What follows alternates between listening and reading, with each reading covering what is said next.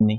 तो आणंद जिल्लानी आसपास આપણે જોઈએ તો અમદાવાદ, વડોદરા, ભરૂચ, ખેડા વગેરે જેવા જિલ્લા આવેલા છે। તો આણંદ જિલ્લાની આસપાસ અમદાવાદ, ખેડા, વડોદરા અને ભરૂચ જિલ્લો આવેલો છે।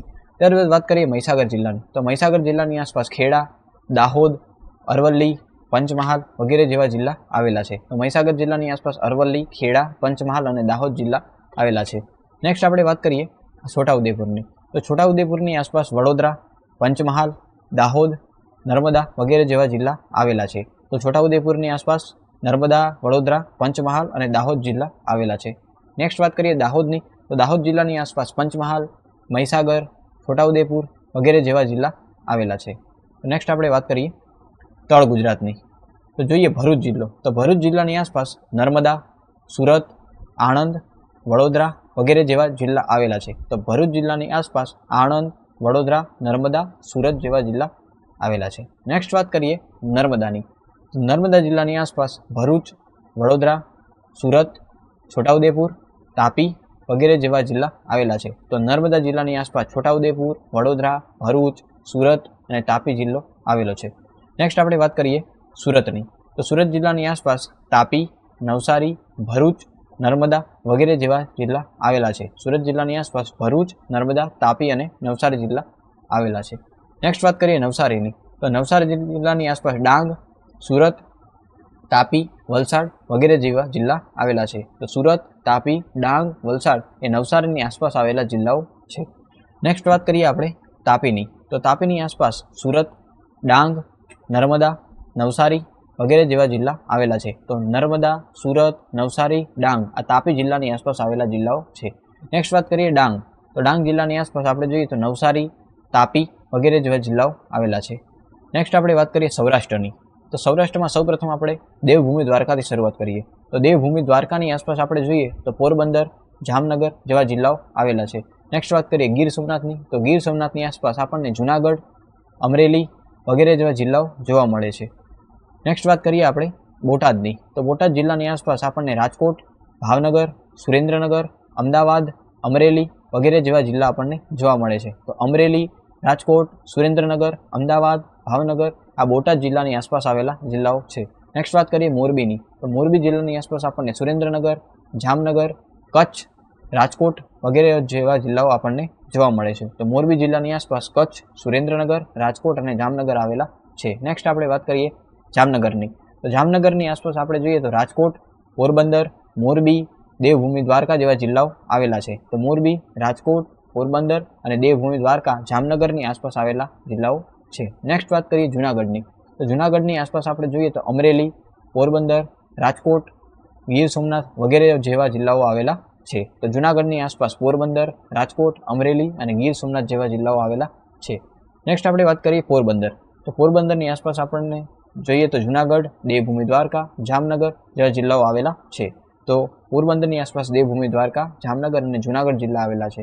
નેક્સ્ટ વાત કરીએ ભાવનગર। ભાવનગરની આસપાસ અમરેલી, બોટાદ, અમદાવાદ જેવા જિલ્લાઓ આવેલા છે। તો અમરેલી, બોટાદ અને અમદાવાદ ભાવનગરની આસપાસ આવેલા જિલ્લાઓ છે। નેક્સ્ટ આપણે વાત કરીએ રાજકોટની। તો રાજકોટની આસપાસ આપણે જોઈએ તો રાજકોટ કુલ 7 જિલ્લાઓ સાથે સરહદ ધરાવે છે। તો જામનગર અને પોરબંદર, ત્યારબાદ બોટાદ, ત્યારબાદ અમરેલી, ત્યારબાદ મોરબી, સુરેન્દ્રનગર અને જુનાગઢ। તો આ 7 જિલ્લાઓ સાથે રાજકોટ જિલ્લો સરહદ ધરાવે છે। જામનગર અને પોરબંદર, મોરબી, સુરેન્દ્રનગર, બોટાદ, અમરેલી અને જુનાગઢ। નેક્સ્ટ આપણે વાત કરીએ સુરેન્દ્રનગરની। તો સુરેન્દ્રનગર જિલ્લો પણ 7 જિલ્લાઓ સાથે સરહદ ધરાવે છે, જેમાં મોરબી, અમદાવાદ, કચ્છ, રાજકોટ, પાટણ અને મહેસાણા અને બોટાદનો સમાવેશ થાય છે। તો સુરેન્દ્રનગર જિલ્લો મોરબી, કચ્છ, પાટણ અને મહેસાણા, અમદાવાદ, બોટાદ અને રાજકોટ જિલ્લા સાથે સરહદ ધરાવે છે। નેક્સ્ટ વાત કરીએ આપણે અમરેલી જિલ્લાની। તો અમરેલી જિલ્લો જુનાગઢ, ભાવનગર, રાજકોટ, બોટાદ, ગીર સોમનાથ વગેરે જેવા જિલ્લાઓ સાથે સરહદ ધરાવે છે।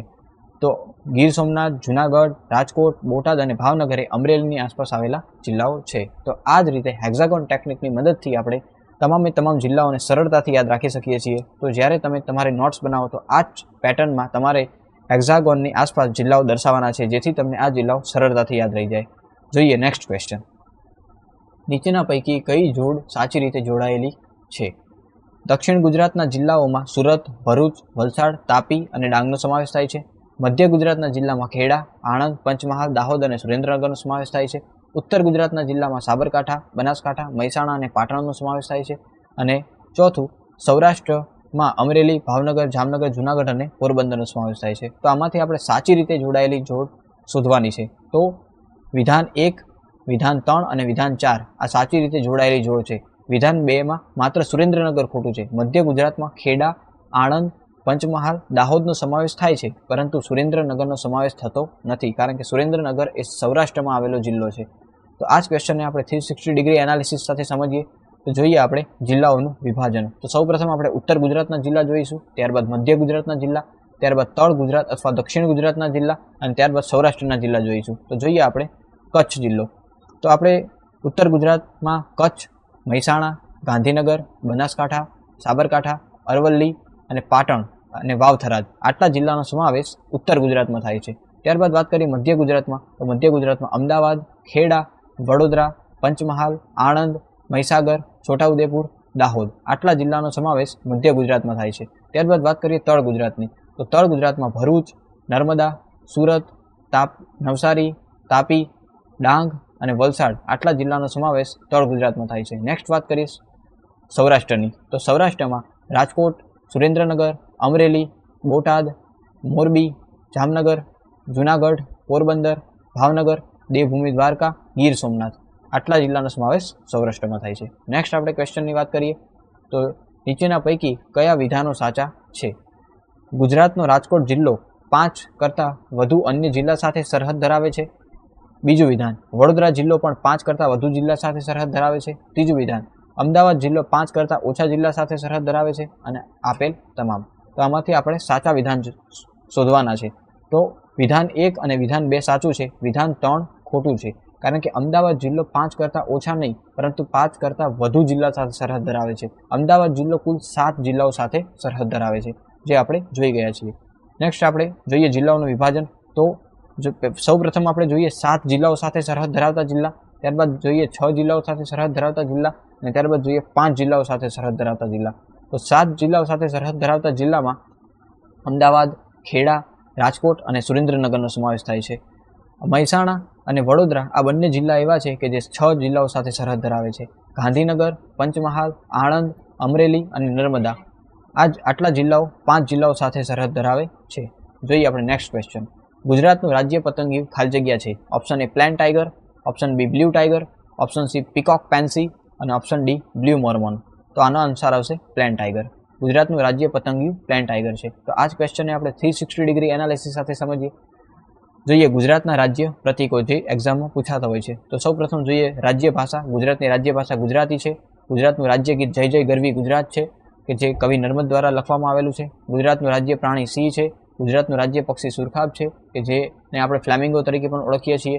ગુજરાતનું રાજ્ય પતંગિયું પ્લેન ટાઈગર છે. ગુજરાતનું રાજ્ય વૃક્ષ આંબો છે અને ગુજરાતનું રાજ્ય ફૂલ ગલગોટો છે, કે જેને આપણે મેરીગોલ્ડ તરીકે પણ ઓળખીએ છીએ. આ રીતે ગુજરાતના રાજ્ય પ્રતીકો પણ અવારનવાર એક્ઝામમાં પૂછાતા હોય છે.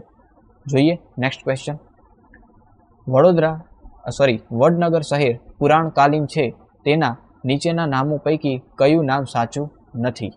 જોઈએ આપણે આનરપુર, આનંદપુર, ચમત્કારપુર કે વિશાલનગર. તો આનો આન્સર આવશે ડી વિશાળનગર, કારણ કે આનંદપુર, ચમત્કારપુર, કલ્યાણપુર આ બધા વડનગરના પ્રાચીન નામ છે, જે આપણે જોઈ ગયા છીએ. જોઈએ નેક્સ્ટ ક્વેશ્ચન. ગુજરાતમાં હાલમાં કુલ કેટલા જિલ્લા અને તાલુકા છે? તો જૂના ડેટા પ્રમાણે ગુજરાતમાં કુલ 33 જિલ્લા હતા, પરંતુ હાલમાં બનાસકાંઠા જિલ્લામાંથી ગુજરાત સરકાર દ્વારા નવો વાવ-થરાદ નામનો ઓફિશિયલી એક જિલ્લો બનાવવામાં આવેલો છે, જેના કારણે હાલમાં ગુજરાતમાં કુલ 34 જિલ્લાઓ છે અને 251 જેટલા તાલુકાઓ છે. ત્યારબાદ વાત કરીએ હાલમાં આપણા ગુજરાત રાજ્યમાં કુલ કેટલી મ્યુનિસિપલ કોર્પોરેશન કાર્યરત છે, એટલે કે કેટલી મહાનગરપાલિકાઓ છે? તો 6, 8, 7 અને 9. તો આનો આન્સર આવશે 8.